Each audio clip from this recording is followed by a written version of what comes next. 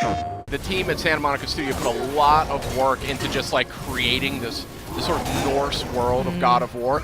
And, you know, that extends to the trolls themselves. They have a unique language that they speak amongst each other. So there's actually, this big fella's actually saying something, I don't know what, but I'm assuming it's like, get out of my way, pesky insect.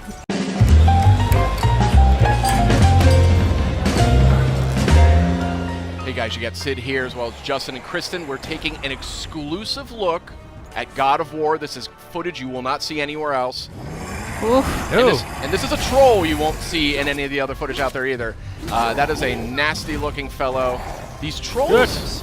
Yeah, look at this thing. These trolls are actually unique. They're named characters in the game's lore. Tell us a little bit. Each one is different. Each one has a completely different backstory. You know, as with Norse mythology, everything here sort of has a little bit of a story, a little bit of a narrative to it. So each of these guys, they're going to look a little different. They're going to fight a little different. The way you want to go up against them, you might want to think about it differently. Yeah, this guy looks a lot meaner. He's a lot more aggressive than the other enemies that we've seen. Now, an interesting fact, too, I mean, the team at Santa Monica Studio put a lot of work into just, like, creating this sort of Norse world of God of War. And, you know, that extends to the trolls themselves. They have a unique language that they speak amongst each other. So there's actually, this big fella's actually saying something, I don't know what, but I'm assuming it's like, get out of my way, pesky insect. But they got a bit of a chip on their shoulder because I think part of the backstory is that they've been betrayed by the gods, you know, and they have all these different cities and villages. And I'd be mad, too. They, you know, they're down to fight. Boy, this game just looks so good. Oh, some friendly putt. No, never mind. You know, you're seeing just a different side of God of War with this game. That camera. The glowing eyes are an interesting touch there. Yeah. This camera, I think, is worthy of discussion because, I mean, this is It's seamless. It's like a one-cut game. They don't, like, cut to cinematics or cut to another character. Exactly. Yeah, and even the camera angle, it's a lot closer to Kratos, a more intimate camera there. Yeah, a lot more intimate and really makes you feel like you're there, you know? Yeah, especially during combat, you sort of feel the impact of every hit. It sort of shakes just a little bit. Makes it feel like you really are Kratos. We can. And a sort of robust loot system here, too, something we really haven't seen necessarily in God of War to date. So it's just a different take and a really fresh and exciting take on a classic PlayStation IP. We're seeing some light puzzle elements, it looks like here. Nice. Notably, you don't have to mash the button to open chests anymore. And there's a lot of different kinds of chests. The animations are always different. Ooh, a purple thing. That's a way to enhance your health. Nice. So Cool. I think So the more of those puzzles that you find, they're sort of higher level loot that you're going to find in those rune chests. Never leave me alone again. Yeah, these environments. Look at this environment. I mean, just so detailed. So this tickled me too. You know, this is a new look at God of War, and the climbing is something that I always associated with God of War. You remember those epic climbing sequences? Yeah. So Corey Barlog's sort of a veteran on the series. He worked on the original. He was creative director on the second game, and he's creative director on this title as well. And he's riddled this game with just references, homages, clues for fans. I also just love these quiet moments though with Atreus, that as you're moving through the world, he's constantly, you know, commenting it with fresh eyes. I just love the relationship between Atreus and Kratos. You really see it develop just right away from the beginning. It just dives right in. Yeah, and it's definitely going to be, I think, the centerpiece of the game. It's pretty clear. It's got a lot of power to it emotionally. Like Kratos is this sort of troubled character. You know, if you've played these other games, he's in a different place in his life. He's got a lot of responsibility in a way that he maybe hasn't had in the past. And you know, he has to struggle to like keep his temper, something he's not maybe known for exactly. So, really, really interested to see where they go with that in this game. Yeah, it's interesting. It feels a lot more open, a lot more kind of catered to taking your time and exploring. Absolutely. Kind of punctuated by the fast action sequences. Has this been here all this time? Just beautiful. Why don't you help me up there? Oh, here we I can have get a better look. you know, this Leviathan axe. This is the Kratos' new weapon of choice. It has a lot of impact in combat, but it also has some properties that sort of lend themselves to puzzle solving as well. Wait for me, boy. This fog is gorgeous. Yeah, that is some crazy looking fog there. Atreus! Well, hope you liked exclusive sneak peek here at God of War. This is footage you won't see anywhere else, and we are all dying to play it when it launches on PS4 April 20th. See you next time.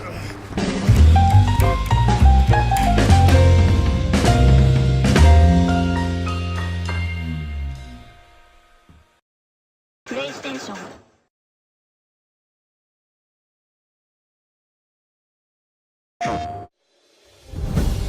Now heed a tale of long ago, how it all started, that first great war. For centuries, tensions had been simmering between two factions of gods, the hedonistic Aesir and the Vanir, known for their connection to nature and magic. So Freyr, one of the Vanir's most revered leaders, attempted an act of diplomacy, travelling across the realms to teach the Aesir gods the way of the harvest, with accompanying spellcraft fit to feed all of Asgard. The Aesir were taken by Freyr's charm and ecstatic with the new powers he bestowed upon them. But such astonishing spells always have a downside, and the Aesir weren't about to blame themselves when things went wrong. Instead, the hot-headed Aesir cast their blame on Freyr. Furious at the unpredictable magic, they tortured and even attempted to kill him. But the Vanir god wouldn't be undone so easily. He escaped and fled back home to Vanaheim. His family was incredulous with anger at what had happened. They swore revenge against Asgard. And thus began the first and most barbarous war between the gods.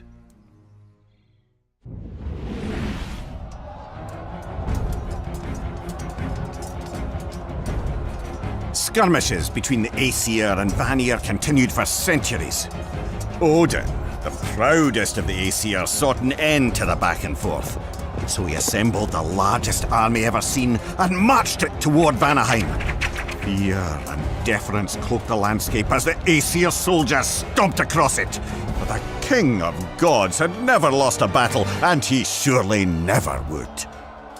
But as the throngs of troops descended upon the lush pastures of the Vanir kingdom, the fearsome army was falling back 2 steps for every advance it made. None could match the pure brute force of the Aesir attacks, but the merciless soldiers had never encountered so many Vanir gods casting Seidr magic at once. With colossal damage done on both sides, the Aesir eventually retreated.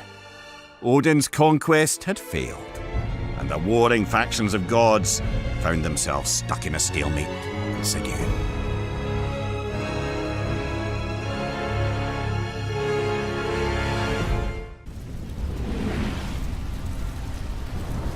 With Asgard and Vanaheim both ravaged, the two sides could only now consider what was once unthinkable: compromise. So Mimir, a particularly brilliant negotiator, was selected as the sole arbiter between the two sides, and he brokered an interesting solution. Freya, Freyr's sister, and the other leader of the Vanir would marry Odin, king of the Aesir. Struck by Freya's beauty, Odin readily agreed. But Freya spat at the thought.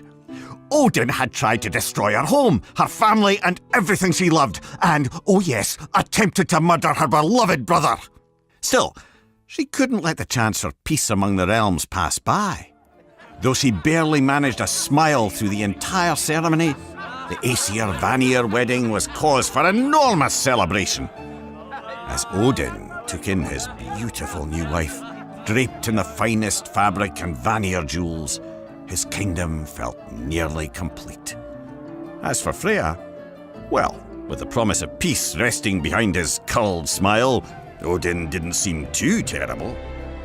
The raucous party continued well into the night, with the sounds of celebration carrying throughout the kingdom.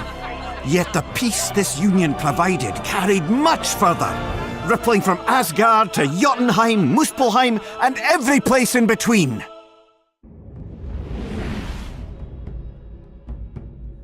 Married life for Freya was tolerable at first.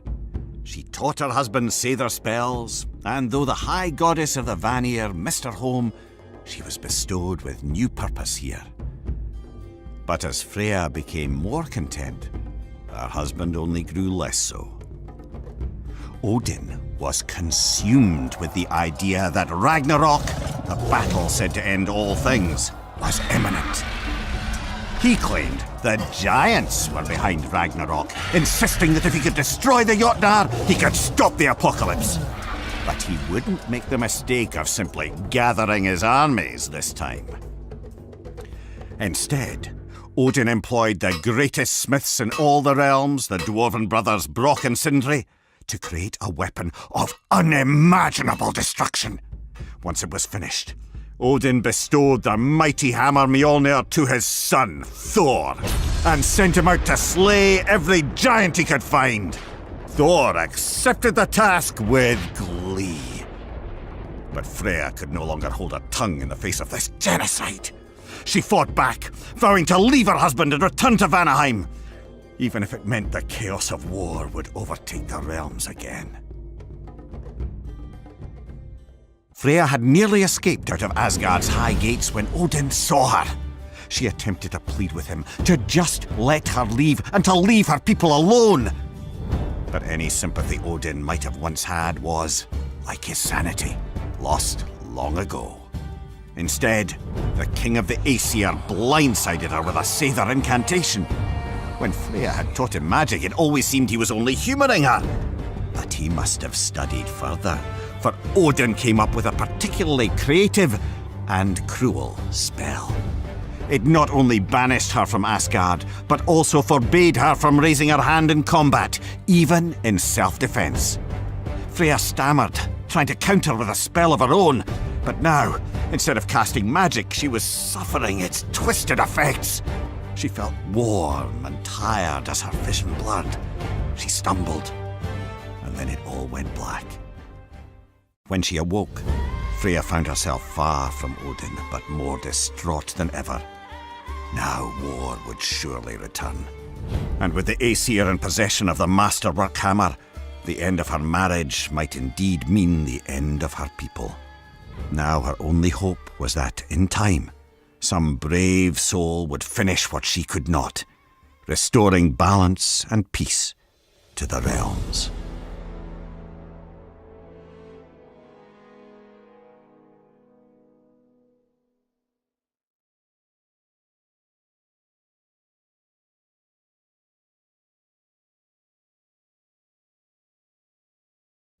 Pre-order and get 3 shield skins for in-game. PlayStation.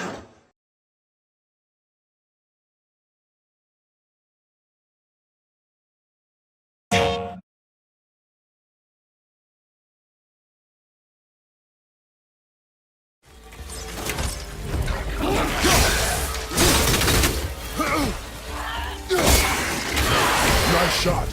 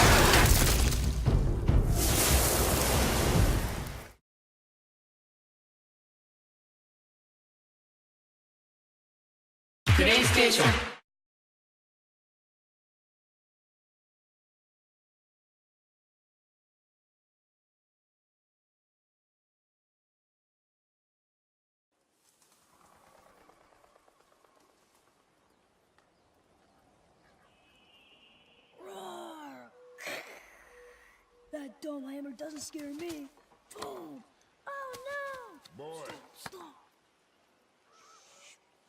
Boy!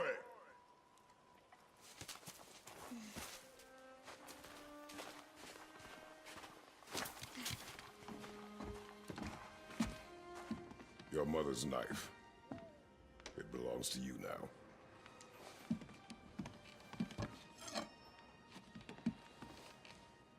What for? A test. She taught you to hunt, yes? Yes, sir. Then show me what you know. I am hungry. Feed us. What are we hunting? You are hunting deer. Which way? Your hunt. You tell me. South? Is that a question? South.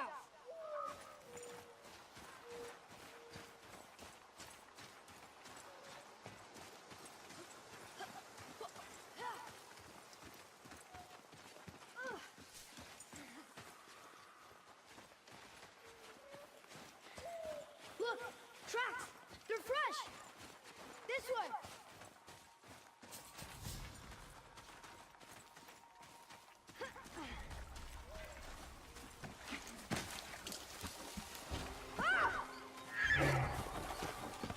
Found it! Slow down, boy. Sorry. You must think. Do not simply react. Be calm and plan. It's just, I'm not used to hunting. Oh, what happened here? There it is! Hold. What are you doing? Now its guard is up. Only fire. Only fire. When I tell you to fire. I'm sorry. Do not be sorry. Be better. Find it.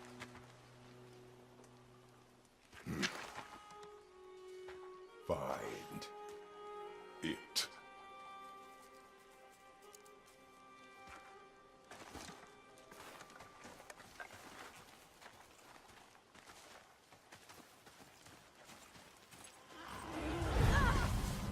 My bow! No! You are not ready! Stay back!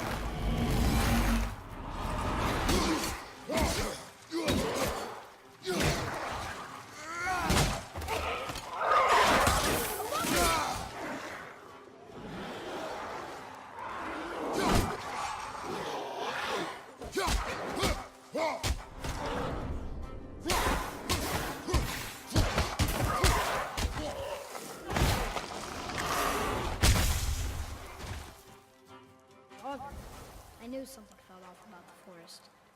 Keep moving.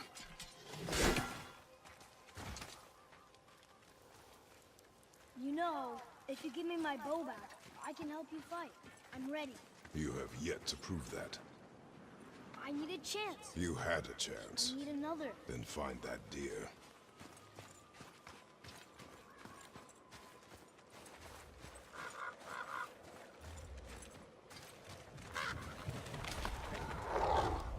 Back away, boy!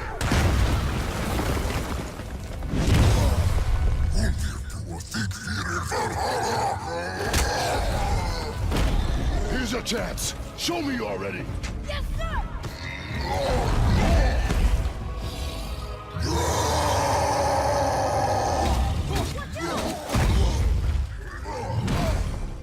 Back off, get a clean angle. And space your shots. I will draw it from me.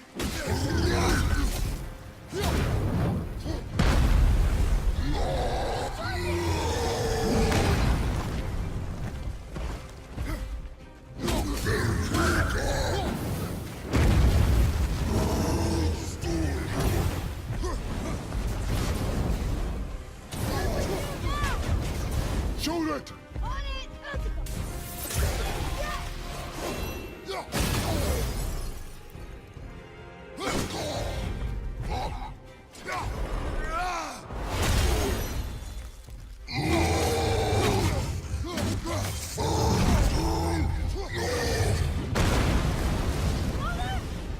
It is time! I will bring it down! You will kill it!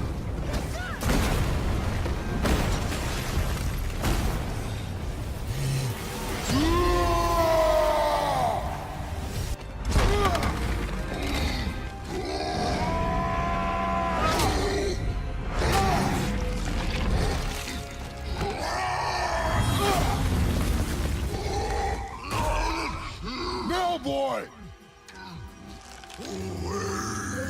What? Do it!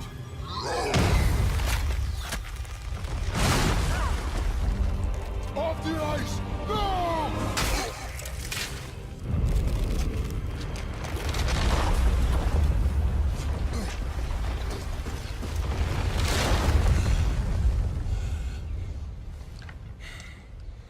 I am so sorry. Your deer is getting away. Yes, sir.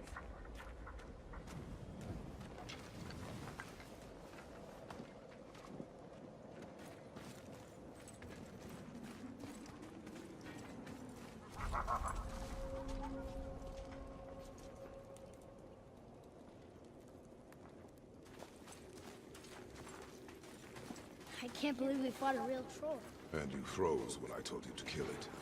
I know, but he was staring right at me. How could I look him in the eyes and Him? kill? I thought your mother taught you to hunt. She did, but I never had to kill anything. She always did that part. Then it is time for you to learn. Father, look!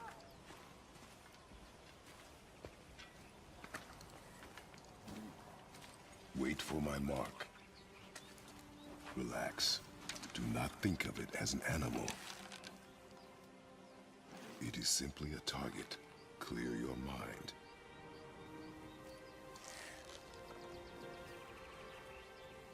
Exhale and release. I got it! Good.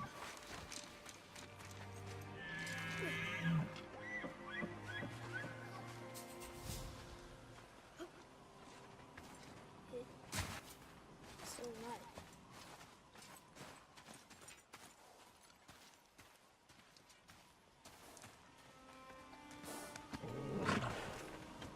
Your knife.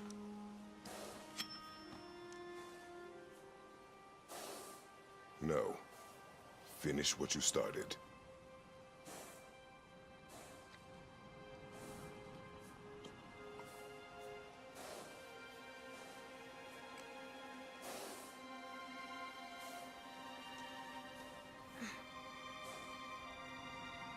I can't.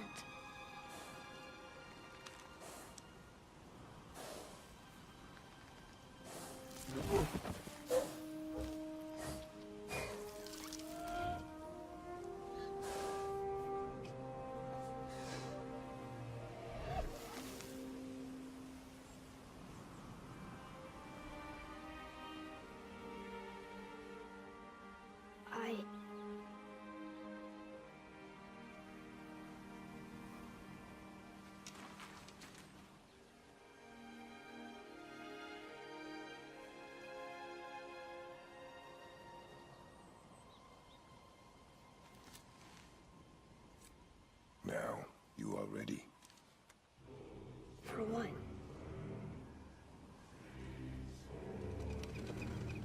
A new beginning.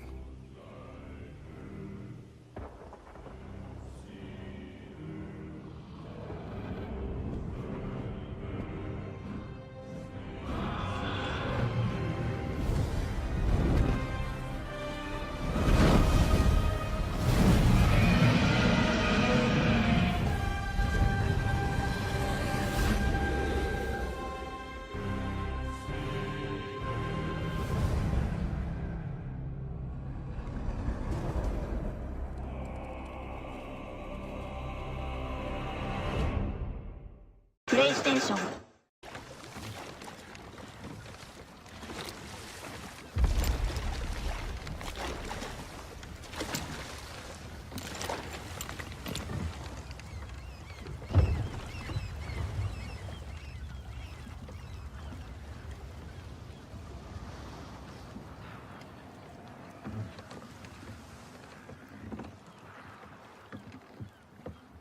Are you gonna do it?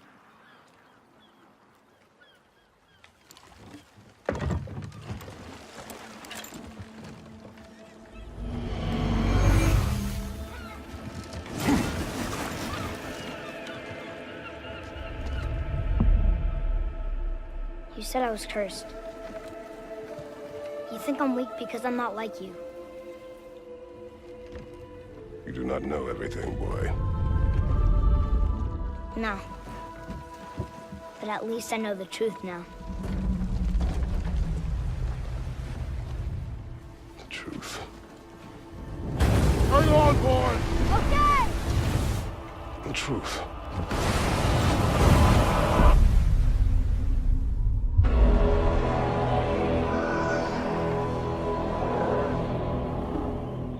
Long way from home, aren't you?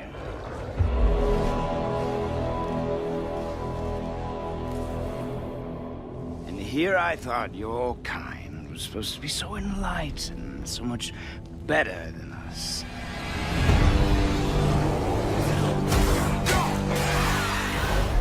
The gods of these realms don't take kindly to outsiders, trust me. When they find you, and they will, they'll make things difficult. Wait here. I will handle this.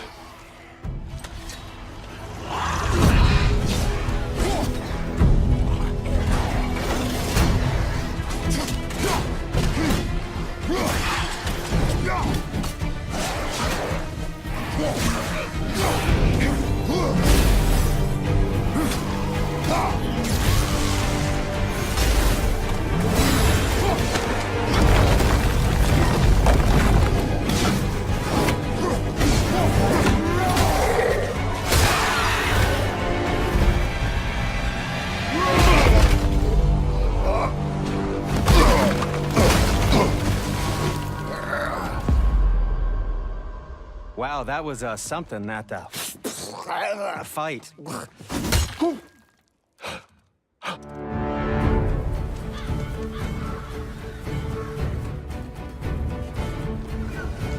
On our journey, we will be attacked by all manner of creature. To be effective in combat, a warrior must not feel for his enemy. Close your heart to their desperation. Close your heart to their suffering.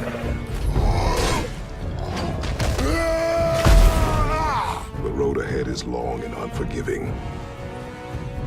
No place for a boy. You must be a warrior. But not everyone is bad. Mother always said to be open to those who can help. Who you were before doesn't matter. This boy is not your past, he is your son. And he needs his father.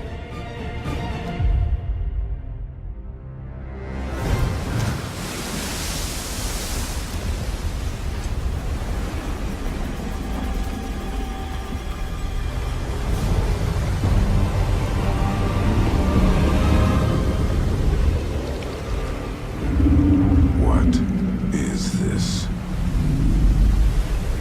It's the world serpent.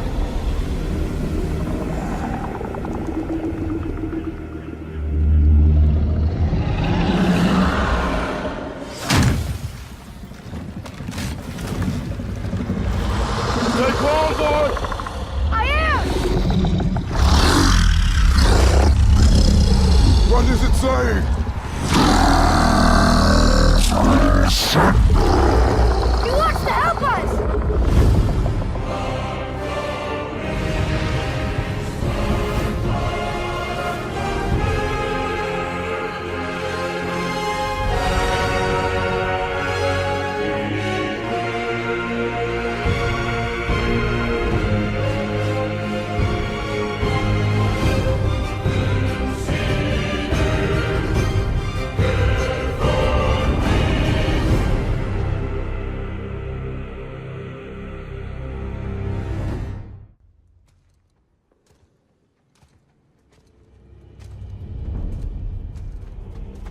Hold. That's the Soul Eater. If that kills us, that's it. No Valhalla, no hell, no afterlife. ever. It does not attack.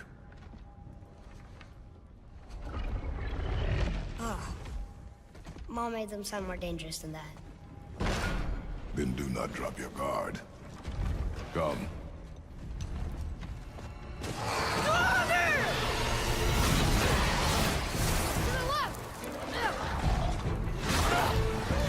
Take that! Get back! Nice! See ya! Above us!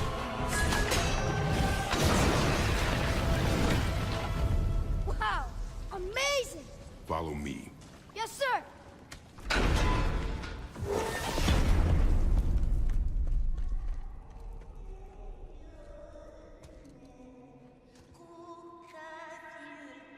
That doesn't sound like a soul eater. What do you think it is? We shall see, boy. Oh, there do I see my mother. Oh, there do I see my father. Oh, there do they call to me. Oh, there do they call to me. Oh, there do they call to me. That bow's a little big for you, isn't it? My mother made it for me. Said I'd grow into it.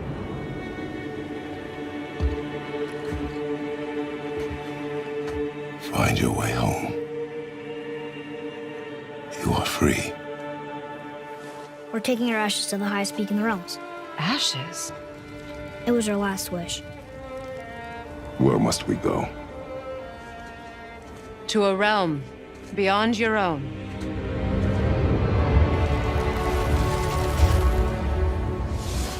There's only one person who can get you where you need to go. They call me Mimir, smartest man alive. First, you need to cut off my head. Wait, what? That axe you got. You gotta handle her special. I know you're a god. Not of this realm, but there's no mistaking it. He doesn't know, does he? About your true nature? Or his own? The longer you wait, the more damage you do. He will resent you, and you may lose him forever. You're next! I'll rip your head off! There are consequences to killing a god! Why? How do you know? How do you know? Power of this weapon, any weapon, comes from here. But only when tempered by this. By the discipline, the self-control of the one who wields it. Open the door! We need your help! This is no ordinary illness. The boy's true nature, your true nature, fights within him. So I'm a man now. Like you? No. We are not men. We are more than that. The responsibility is far greater.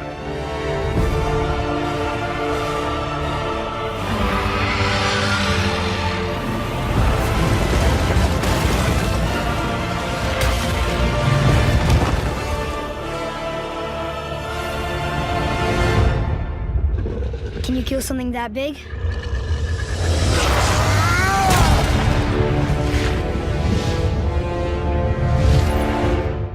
Gather round, mortals. For the first time, hear the tale of young Atreus' maiden trip into the perilous Norse wilds, where malice and danger abound. Attempting to help a vulnerable creature, the boy wandered out beyond his protected woods alone. But I can't tell the whole story here, can I? You'll have to step inside.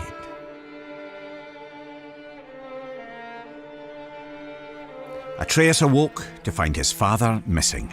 Not that there was anything unusual about that. Tasked with retrieving their dinner, Kratos would often take leave on day-long hunts. Why it took all day, Atreus never fully understood, but he knew better than to ask. After a quick breakfast, the boy got up and headed outside to practice his archery. He drew his bow taut, let his deep breath loose, and released an arrow. It sailed far beyond his target, becoming just another stick in the woods. The boy sighed. He'd have to find it later, likely when he wasn't looking for it. Determined to hit the target this time, he grabbed another arrow and focused hard. He held the string till his arm burned and let it fly. A bullseye! Well, almost. Maybe if you looked at it from a certain angle. You know. His mother called, and though he wasn't quite done yet, Atreus put his arrows down and went inside. Every day she would teach him, mostly language and archery. Honestly, the kid was pure dead brilliant, reading and writing on his own already. Today she gave him a lesson he was especially excited about. The creatures of the Norse wilds. Berserkers, trolls, witches, and even the undead. After answering her son's many questions, Atreus' mother sent him back out. He fired a few arrows, missing with most of them. He wasn't a bad archer, really, but he wasn't easy on himself either. Frustrated, the little bairn sulked off into the woods.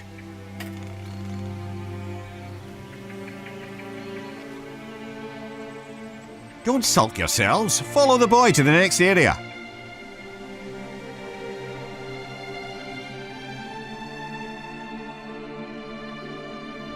Atreus climbed up and sat cradled in the branches of one of his favourite trees. On days like this, he liked to close his eyes, listen to the forest, and let his mind wander. This kind of solitude never felt lonely to him, perhaps because he could hear things others could not. Ever since he could remember, the thoughts of others, animals mostly, could intrude upon his own. He couldn't much control it, and he didn't tell his mother or father of it, but it only added to the boy's absolute captivation with what adventure might lie past his all-too-familiar woods. As Atreus craned his head in an attempt to hear even farther, a desperate cry for help crept in at the edges of his mind. Not a whisper in his ears, but rather a shout inside his skull. Atreus shot up, and as he did, heard a second voice, a call to adventure, taunting him with the promise of a hero's journey. He jumped down from the tree and ran toward the voices. They grew louder and louder, overwhelming him to the point that he halted abruptly, stumbling as his inertia nearly overtook him.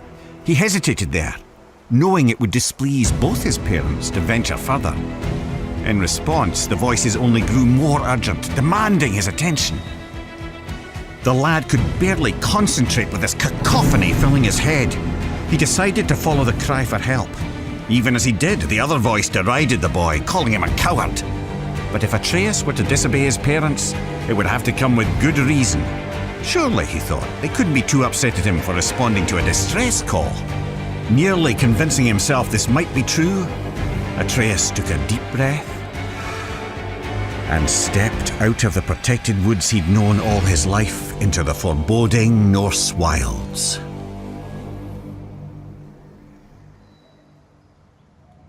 Delve deeper into the woods. Unless, of course, you're too frightened.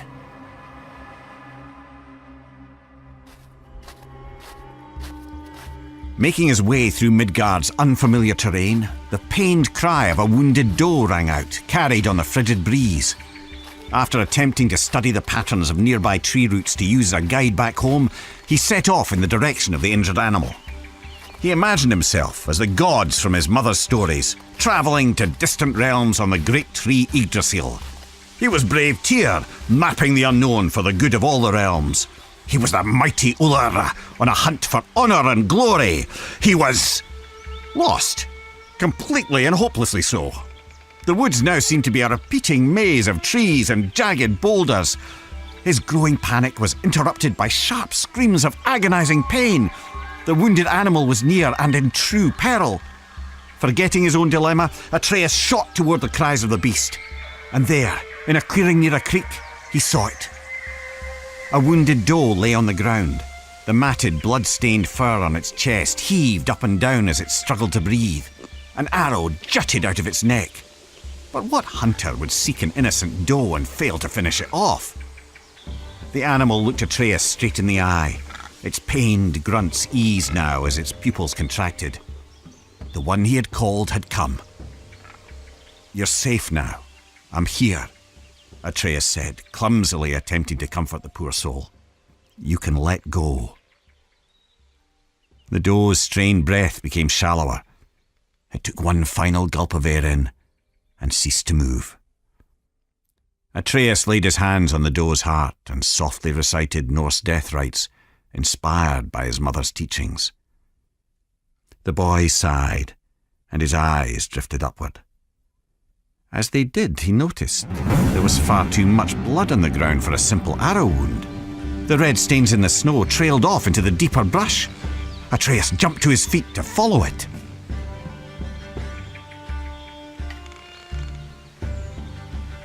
What horrors await at the end of the trail of blood?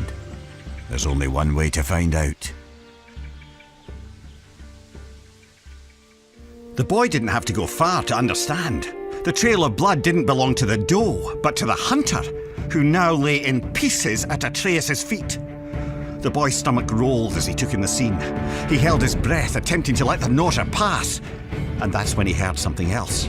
Something hidden by the dark forest, mere steps away and still breathing. He turned to see two creatures from his mother's stories. Heaving, vile, undead monsters of pure rage. Draugr. Atreus' eyes grew wide as they met the empty sockets where the Draugr's eyes were supposed to be. The larger one roared, then it charged. The boy went for his quiver. He found an arrow, but lost his footing. Crashing to the ground, the Draugr rushed ever closer. The larger one plucked Atreus from the ground. The monster bellowed, spraying rotten teeth and flaps of decaying gums. Its half-tongue flailed blindly like the death throes of a headless snake. It was disgusting. In desperation, Atreus stabbed out with his arrow again and again and again, and by pure chance he connected, striking the Draugr through a hole in its skull. The monster dropped him as he continued to scream and stab. The boy was lucky, but there was no time to celebrate. As the second Draugr raised his blade, Atreus shot an arrow. It exploded against the Draugr's sword, shattering it to pieces. Quicker than the boy could react, a shard of the blade sliced into his arm. He yelled out in torturous pain. But as the Draugr drew in for the final kill, Atreus wasn't afraid anymore. He was angry. The blinding pain turned to white-hot rage as his ears pounded. His vision glazed to pure red. As the creature bellowed with fury, so did Atreus. Two warriors with nothing left but anger and pain. The last thing the boy saw before the world went black was a ghostly white hand grabbing the Draugr by its throat. A small, quiet question escaped Atreus' lips before he fell unconscious. Father?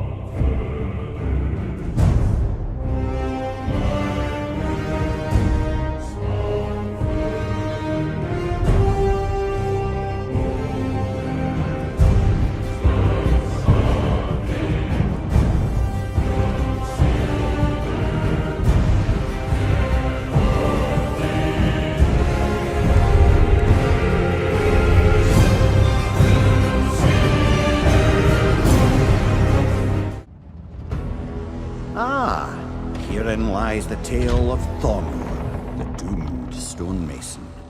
Thormur the Giant, a Jotun, was the greatest mason the realms had ever known. Hoping to save his people from Thor's campaign of destruction, the Elder Giant toiled day and night, building a massive wall around Jotunheim.